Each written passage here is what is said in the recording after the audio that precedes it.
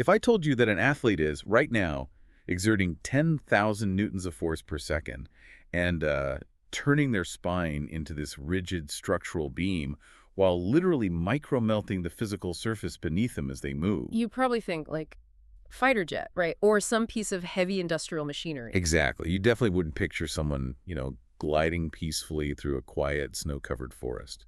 Right, but that serene glide is honestly one of the greatest illusions in modern sports. It really is.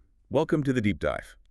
Today we are looking at a really fascinating presentation from the research of Dr. Christophe Delong at Kenexa Formation Present. And it's titled La biomécanique millimétrique du ski de fond, or basically the millimetric biomechanics of cross-country skiing. Yeah, and the mission here today is to really deconstruct this ultimate equation of human performance. Because for decades, the narrative around endurance sports has just been completely dominated by this one concept. VO2 max, right? Exactly. VO2 max. The assumption is always just whoever has the biggest aerobic engine, largest heart and lungs, automatically wins. But the data from Kenexa Formation, it completely shatters that idea. They actually quantify it, which is wild. VO2 max only accounts for about 30% of the winning equation. Just 30%. Yeah. The other 70%. That is this violently complex, millisecond perfect dance of physics and neurobiology. We are talking about, and it starts at the pelvis. Because if you want to transfer power efficiently, any side-to-side wobble is just a catastrophic waste of energy. Right. In cross-country skiing, the anchor of that stability is the gluteus medius. And when you look at an elite skier, this muscle isn't, visibly massive. It doesn't get bulky. Exactly. It prioritizes extreme density over volume. Its solitary job is just to prevent the opposite hip from dropping when the skier shifts all their momentum onto a single gliding ski. I was looking at the timeline of a single 1-second stride cycle in Dr. DeLong's data, and the timing of that muscle activation is what really caught me. Oh, the pre-activation. Yes. It doesn't fire when the ski hits the ground. It actually pre-activates 50 milliseconds before the ski even makes contact. Right. The nervous system is anticipating the load. It's locking the pelvis into a perfectly vertical vector while they're still in midair. Which is wild. What's fascinating here is the cost of that anticipation. Because once the ski touches down, that muscle enters a continuous isometric contraction for up to 800 milliseconds during the glide phase. So it's frozen. Basically, yeah. It has to support the body's entire kinetic energy without changing length, essentially freezing the pelvis in space. And because it never relaxes during that phase, the local nervous exhaustion is just immense. It's a completely different tax physiologically than, say, dynamic pumping movements. Totally. And while the gluteus medius is locked in that isometric hold, the psoas iliac kicks in. Right, the hip flexor. Yeah, around the 300 millisecond mark. This deep hip flexor has to violently whip the opposite leg forward. And it's not just the leg. No, it's the leg plus a rigid boot plus, a 2-meter ski. Right. It has to generate massive angular velocity just to prepare for the next step. If your psoas is even a little slow, your whole stride frequency just collapses. And then you also have the tibial anterior muscle right on the front of the shin operating under these extreme constraints. Oh, this part was crazy to me. Right. Its only job is dorsiflexion, which means lifting the toe exactly 2 to 3 centimeters. Just 2 to 3 centimeters. Exactly. And that microscopic lift is literally the only thing keeping the tip of the ski from planting into the snow during the return phase. Wow. And because it has to maintain that precise clearance flawlessly, millisecond after millisecond, it becomes the severe bottleneck for local fatigue. Which is why skiers constantly battle shin splints or periosteitis early in the season. Exactly. It's the primary mechanism behind that injury. Reading this, I kept picturing the spark plugs in a Formula One engine. Oh, that's a good analogy. Right, if just one spark plug fires 50 milliseconds late, the engine knocks, the structural rhythm breaks down, and you lose speed. Yeah, and Dr. DeLong's research points out exactly that. If a single muscle in this entire posterior chain misfires by just 50 milliseconds, the whole pelvic balance is compromised. The ski wobbles. The ski wobbles, and you create parasitic friction against the snow. The forward vector is just completely disrupted. Right. But that lower body sequence, it only establishes the tracking and stability. To understand the actual propulsion, we have to look at the upper body. Which operates on a completely counterintuitive mechanical principle, right? I was trying to picture the arm movement for the pole strike, and the mechanics described in the presentation totally contradicted my assumptions. How so? Well, when you watch a skier plant their poles and drive downward, it looks like this violent downward bench press. Oh, right. But they aren't actually pushing down with their chest? Wait, so when you see them slamming the poles down, they aren't doing a downward press? Not at all. They are essentially giving themselves a rigid bear hug. A bear hug. Yeah. The pectoralis major isn't pressing, it is squeezing. It contracts to lock the arms tightly against the rib cage through adduction. By squeezing the arms inward, they create this highly rigid triangular structure. It prevents the shoulders from flaring out and guarantees that every single ounce of kinetic energy is transmitted perfectly down the straight axis of the pole. But, I mean, all that squeezing force has to travel somewhere, right? If your core is relaxed when you slam those poles into the ice, your torso would just collapse forward. Exactly. The force would just dissipate into the void. So to prevent that, the presentation details this mechanism called co-contraction. Co-contraction. Yeah, it's basically the body forming temporary armor. To push the poles through the snow, the abdominal wall contracts violently to generate downward force. But an unopposed abdominal contraction just bends the spine. Right, you just fold in half. Yeah. So to counter this, the spinal erectors in the lower back fire simultaneously at maximum intensity. Oh, wow. They are actively fighting the abs, creating massive intra-abdominal pressure. Which instantly turns the flexible, segmented human spine into a solid protective beam. Synced to the exact millisecond the poles strike. That is wild. And the physics of those poles is a whole other variable in the equation. The anterior deltoid, right, is responsible for throwing the arm and the pole forward during the recovery phase. Yeah. And because the pole is so long, it basically acts as a lever arm subject to the moment of inertia. Exactly. Any weight placed far from the axis of rotation requires exponentially more force to move. We aren't just talking about total carry weight here, we are talking about angular momentum. So even a few extra grams of plastic, like way down at the basket of the pole, acts like a multiplier. It does. It completely exhausts that front shoulder muscle over thousands of repetitions. Which completely explains the obsession with ultralight carbon fiber poles. Yes. They aren't trying to shave weight just to be lighter on the snow. They are literally trying to manipulate the moment of inertia to save the anterior deltoid from failure. Save it millisecond after millisecond. Because that preservation is critical. The violence of the pole strike is staggering. They use a specific metric for this, right? Yeah. The biomechanical metric we use here is the rate of force development, or RFD. It measures how fast an athlete can access their maximum strength. And what are the numbers like? At the moment of pole impact, elite skiers hit an RFD of 10,000 newtons per second. 10,000. 10,000. They go from complete neurological silence to maximum structural tension almost instantly. That is, 10,000 newtons per second. They are generating 800 to 1,000 watts of power in the first 200 milliseconds of the movement. Yeah. Here's where it gets really interesting for me. You can't just drop a 1,000-watt high-impact engine into a standard human chassis, right? No, it would literally tear its own joints apart. Exactly. So the presentation spends a lot of time on morphometry, basically how the physical structure of these athletes literally mutates to handle this specific equation of performance. Right. They biologically restructure themselves to segment the workload. Yeah. Because of that violent co-contraction we just discussed, elite skiers develop abdominal walls that are 10 to 15 millimeters thick. Wow. Compared to what for a normal person? Usually like 6 to 8 millimeters for the average person. Double the thickness. Pretty much. Yeah. And they build massive triceps to sustain that downward drive. But the legs do the exact opposite, don't they? Yeah, they have to. Carrying heavy hypertrophied leg muscles up a continuous incline is a massive metabolic liability. So it's almost like the upper body is built like a heavy-duty diesel tractor, but the lower body is built like a dense, lightweight electric car battery. That's a perfect way to put it.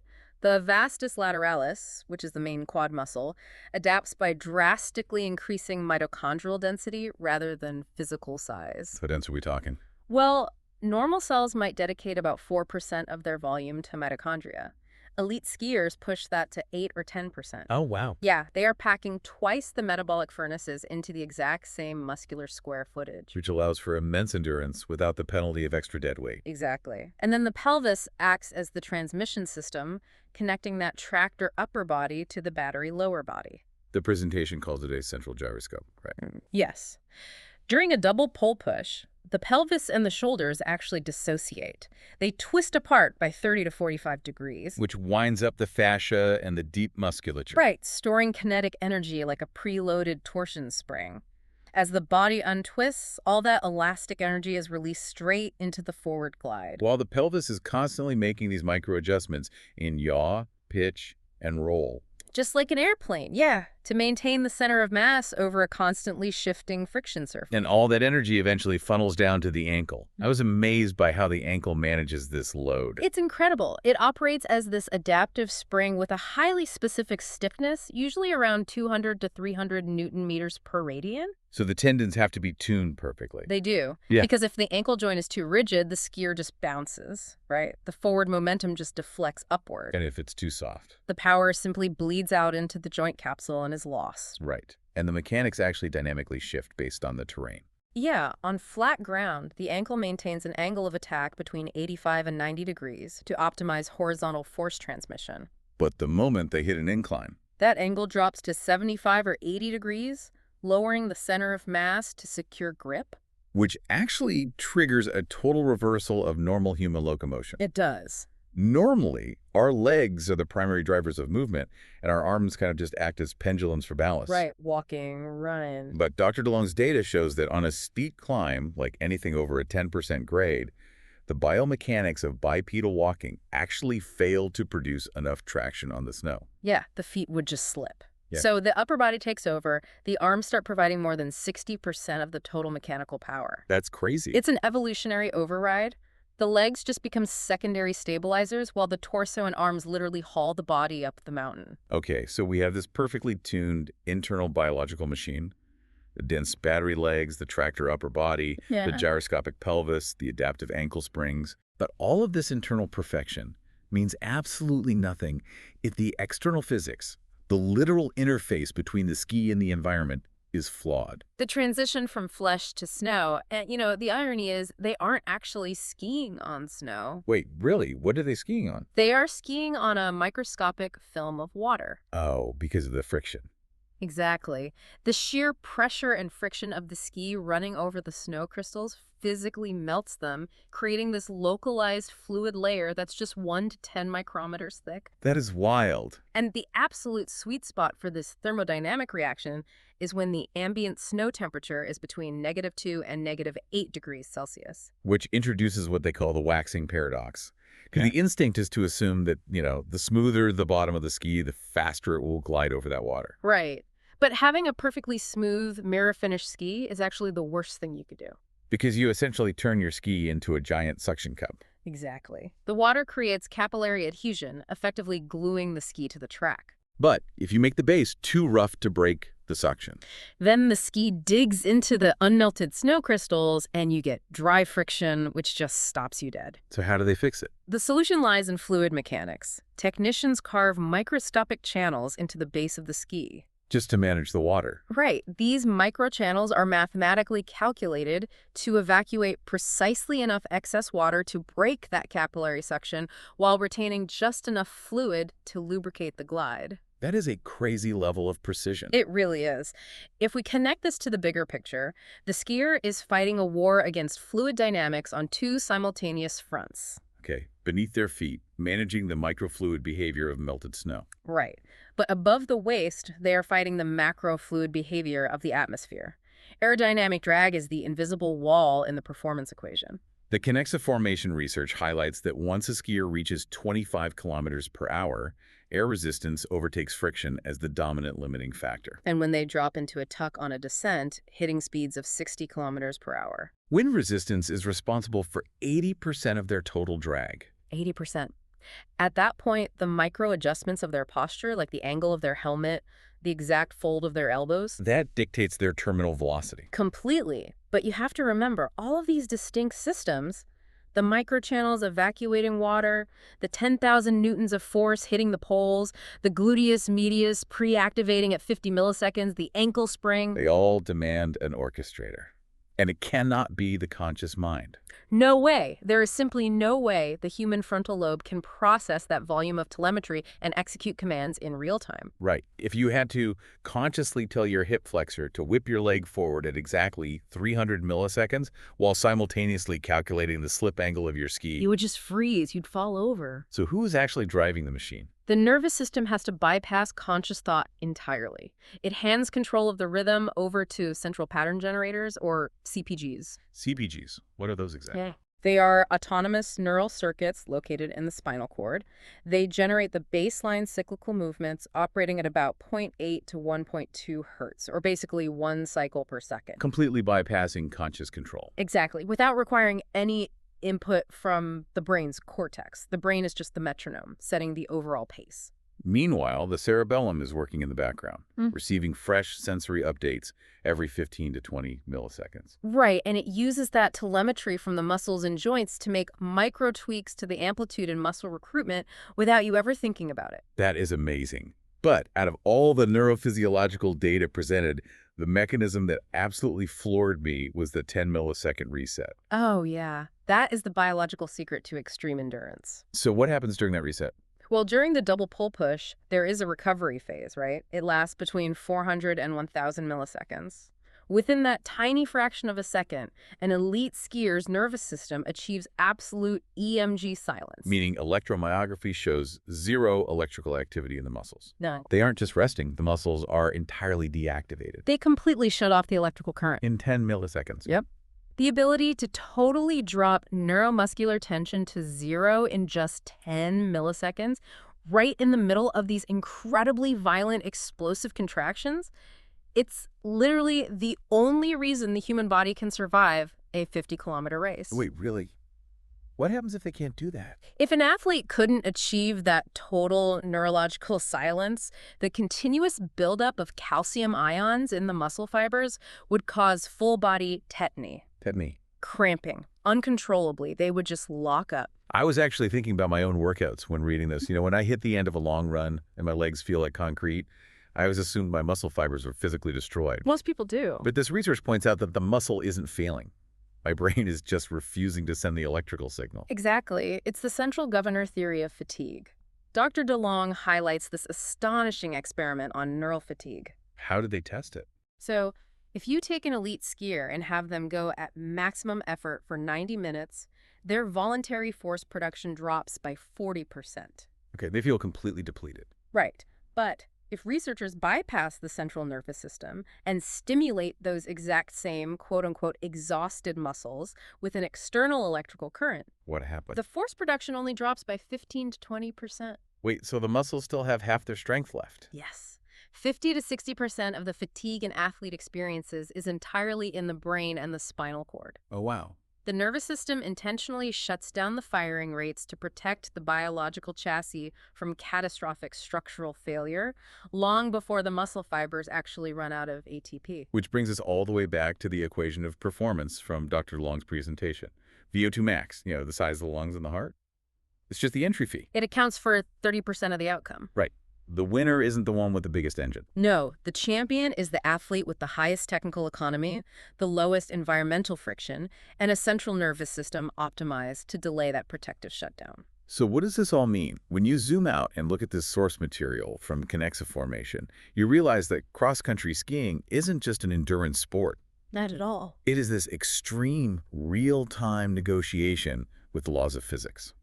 It's a marvel of evolutionary capability pushed to the absolute limit. It really is a dance. A dance of dense mitochondria, microchannels of water, and lightning-fast spinal cords, orchestrating tens of thousands of newtons of force. It forces us to redefine what human limits actually look like at the millimetric level. It really does.